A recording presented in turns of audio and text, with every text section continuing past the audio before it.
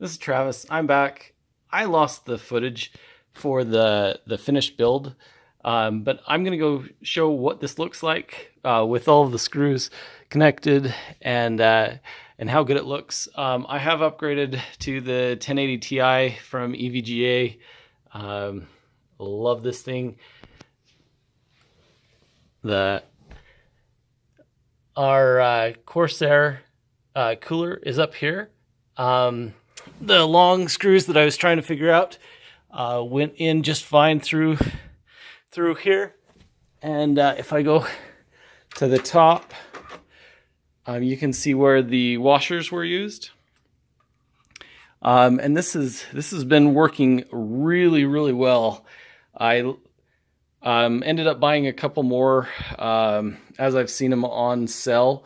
And this case also is a really good, let me turn that on just to kind of show some of the lights and stuff. I do kind of wish that I would have gone for the RGB RAM. That would have been fun to see. You can see the Corsair light coming on. It's not a huge bright light, but I also have a lot of lights around making sure that you can see the inside here. I've added a couple things to the setup, including a drive bay so that I can hot swap hard drives and whatnot.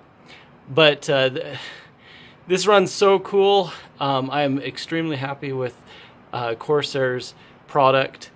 I wish I had taken a little bit more time with cable management, but this case, it is just so big. This is a full-sized motherboard, and you can see that we've got plenty of space, plenty of spaces for the cables to go through.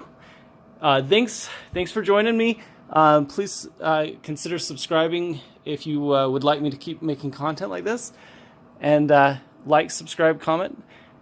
Thank you. Bye.